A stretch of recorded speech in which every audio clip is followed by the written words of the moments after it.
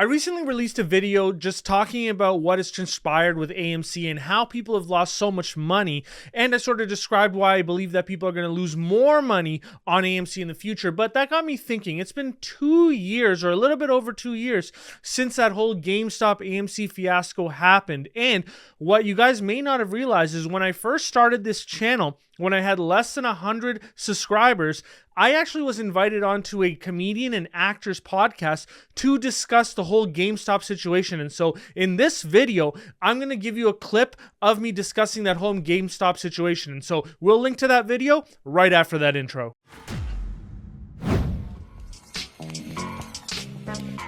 Good. So explain GameStop. What happened? Okay, so what ended up happening is you had this guy. His name is Michael Burry. Okay. Now they made a movie about him. It's called The Big Short. Okay, because back in 2008, he actually saw the financial crisis happening, and he took on a big short for it. And then, so he came out and said, "Look, this company is over shorted. Like it's shorted by over 200%. Now, the people who don't know what shorting is, high level, it's basically you borrow shares from another investor. You immediately sell them in the market, expecting for the share price to go down. Once the share price goes down, you purchase those shares." And you give them back to the investor. You keep the spread. So you borrowed them at $100. They went down to 50. You bought them back at 50. You hand those shares back. You keep the spread. So that's short selling. Okay. So what Michael Burry noticed is that one of the things you got to think about with short selling is one of the main tenets of short selling is that you have to eventually buy the stock back. Okay. Now, if you're making money when the stock is going down, you're also losing money when the stock goes up, right? So if you start losing a lot of money because the stock continues to go up, what ends up happening is all the shorts are now covering their positions by buying back that security at a price higher than what they sold it for, and thus taking a loss. But if they're all buying it at the same time, it's called a short squeeze, demand and supply. There's more demand, shoots up the price. So what Michael Burry said is this company is being shorted so much, and the next and Wall Street's for the most part. Wall Street. It was the hedge funds. Yeah, certain short selling hedge funds. So corporate America will say, is being like this company's done. And they're not wrong. Like they weren't wrong. The GameStop. This is just based on the metrics, right? Correct. Like I've gone through the financials of GameStop myself. And I've looked at their financials for years. They're not wrong that GameStop was struggling. All right. What the saving grace for GameStop was that these next gen consoles sold a more expensive version, but sold a version that had disc sales. Why does that matter? GameStop makes most of their money selling used games. They'll buy them for pennies, sell them for dollars. Yeah. Right? We've all done that. Have you ever gone to Microplay or some shit like that and try to give them your Game Boy Color? They're like, yeah, we'll give you $4. You're like, $4? Yeah. What the fuck? Yeah. Or you want the newest game? Okay, trade in 6 of your most recent games that you bought. Yeah. Right? And there's a market for that because I'm always 2 years behind on video games. Like I just played Horizon Zero Dawn. That's been out for years, right? And so, but it's always good because I'm 2 or 3 years behind. I always get these blockbuster games for like $15. Gotcha. Right? So there's a market. I'm the market, right? Gotcha. And so because these new next gen consoles decided to provide a disc option, so now GameStop has at least another 10 years. Oh, okay. They've extended their life, so to speak. Right. Now all these short sellers are betting that they're going to die over the next couple of years. I don't think so. Plus GameStop came out with this rental program. So you can just rent games, so you're not actually buying them. Because most people play a game for a month and then they don't need it anymore, right? I'm shocked this rental thing just started, by the way. I'm sure it's been on for a couple of years. Because even when I worked at Best Buy in like 08, 09, the games are Call of Duty, Modern Warfare's coming, it's $69.99, and in 8 months or to 12 months max, the next one is coming out. Right. And that one's just going to be collecting dust. You know who made a lot of money renting video games? Blockbuster. Elon Musk? Blockbuster. Yeah. I used to rent so many games from Blockbuster. Rogers. I used to rent it from right. Yeah. And so this video game rental business, like I'm surprised that the retailers never picked up on it. But like it's there. But You're anyways, right. It was standard. That's what Rogers used to have. And it'd be like 2 weeks of rental to pay it. Yeah. To, like a 2-week rental exactly. pays it off pretty much. So instead of buying a game for $50 and selling it for $70 and keeping a spread of 20, you're now renting this game for the next year, and you're making like a 20 times profit margin on it. And so renting games is so profitable. I'm surprised that it's not more prevalent, right? Yeah. But anyways, that being said, so these are two pieces of good news. So Michael Burry, on that note, bought the shares. And I think he also had calls on the shares, which is the right to purchase the shares in the future at a specified price at a specified date. How do you get those? You can just go onto the stock. You can go onto your brokerage account, and instead of clicking on stocks, just click on options. And then you can look at option pricing and stuff. The reason why call options are really good is because they allow you to use a leverage, because each call option, so say the stock price is $3, which it was for GameStop at the time.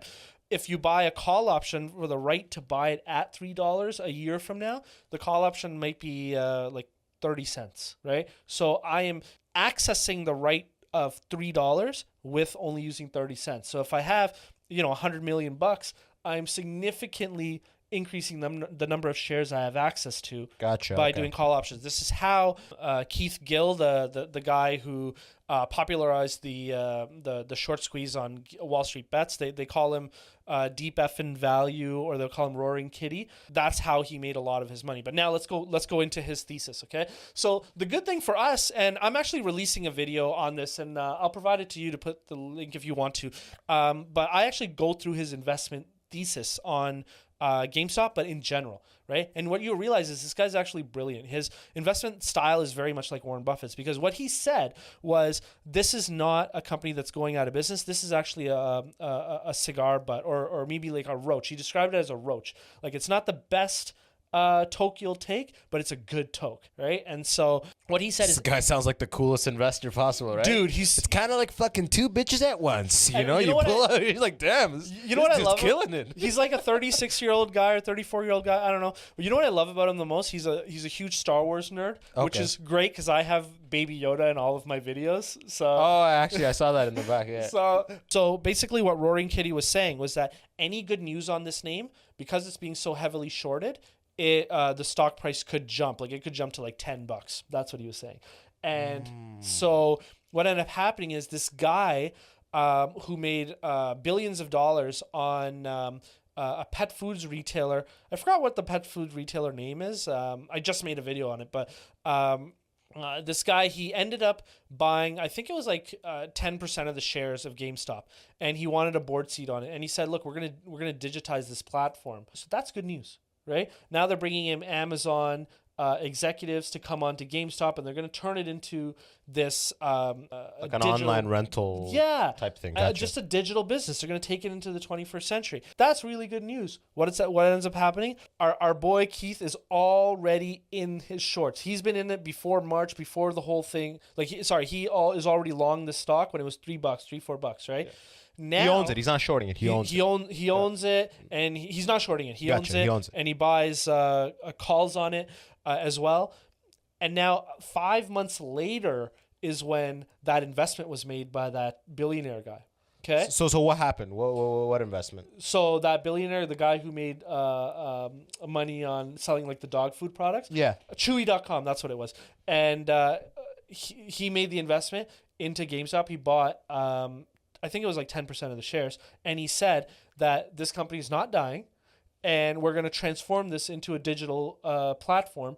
And so GameStop lives, basically. Gotcha. And then he got a board seat. Now, the shares already jumped. They jumped to like $13. Just because of the position he went in. Because he wrote a letter. Oh, okay. He wrote an open letter. He's criticized. That's the power of being a billionaire. Yeah. You could invest in a stock and be like, by the way, I believe this is the shit now. And then it just fucking shoots up because of your presence with it. Elon Musk made AMC shoot up by just saying, I like popcorn from AMC. Wow. Like, that's how crazy. And then the guy from AMC just hands him a $sign bag. Here you are, Mr. Musk. Your shit, your donuts. Mean, like that is something that happens in the market, especially in times of a lot of exuberance. But anyway, so that happens. Now, this guy, he's already made so much money, And now he's talking about it on Wall Street Bets. He's been talking about it on Wall Street Bets for so long already, and people are telling him to sell, blah, blah, blah. He's like, no, diamond hands, baby. I'm holding on to this forever. And so everyone realizes that he's still in this play. All the Wall Street Bets guys just realize, okay, yo, we need to get into this as well, because what's going to happen is as soon as we continue to get into it, we're going to be driving the price up by paying more and more for these shares. As we're driving these prices up, the guys who are short on the stock are going to start getting margin called, because as the share goes up and your losses rack higher and higher, Yeah. right? Your brokerage will call you and say, look, now it's time for you to sell some securities because we can't continue to have you running a deficit this losses. big, essentially. Yeah. So that's called a margin call. Okay. And so I actually talk about it in my video, one of my recent videos where I talk about what you need to know about market corrections. But that's one of the things where when the stock market declines, even people who have diamond hands and are willing to hold on to that position, if they're leveraged, that margin will force them to sell those stocks. Okay. Right? This is why Warren Buffett talks about not using leverage to invest. This is why it's so that you can hold on to your positions when the market Regardless implodes. of what happens. Exactly. So that being said, So people that they shorted on margin, their brokerage is automatically just by default covering them. covering their essentially they're doing it by default. Yeah, now they're not even doing it. Short selling by nature is a margin play because you're buying the shares and then you're selling them. Now you're margin to that price, because if it starts increasing, you're just taking huge losses, and you can take infinite losses. Yeah, you.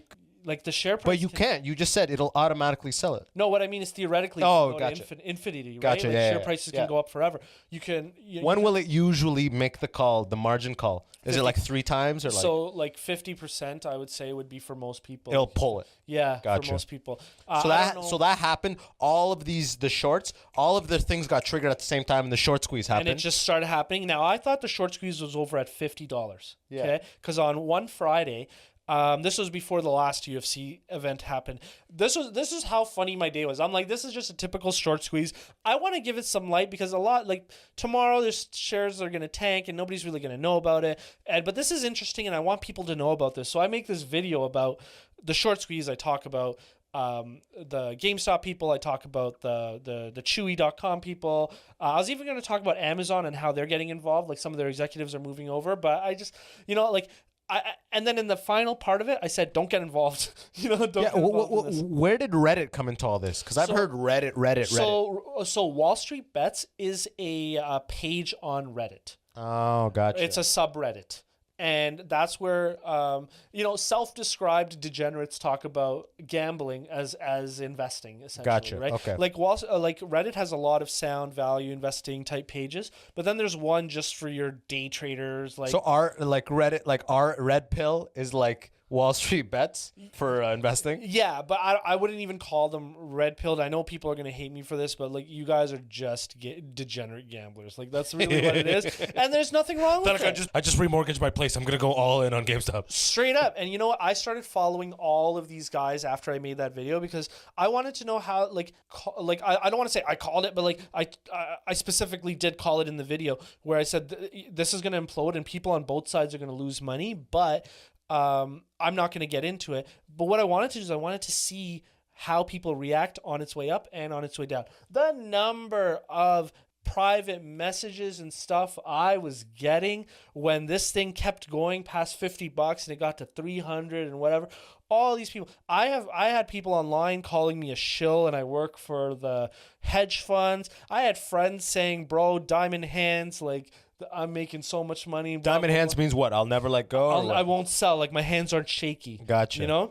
And then of course, obviously it's like, I've been around, even in my video, I said, I've been around, like this is how this ends. And of course it deflated very quickly. It closed at $60 on Friday. When did the craze start? It was at $3, or $3 was like 6 months ago. So $3 was around like the beginning of last year, beginning of 2020, like somewhere around $3. And what did it peak at? It peaked at $4.50. Most of the craze happened in the last month. God damn, Yeah. 450. What a ride if you took part in that. Yeah, well, even Keith Gill, the Deep Effin' Valley or Roaring Kitty, like people call him on YouTube, he even went up and he came down, and I think he lost $19 million after going up so much. But he's fine. He's set for life because he was taking stuff off the table as it was going up, right? And that's a tenet from, I'm sure some people have heard of Jim Cramer. That's the one thing he always says. You know, bulls make money, bears make money, but pigs get slaughtered. So don't be greedy. As you're making money, take stuff off the table, right? Oh, like sell a bit. Take some of your position off the table because you never know what's going to happen with these securities, right?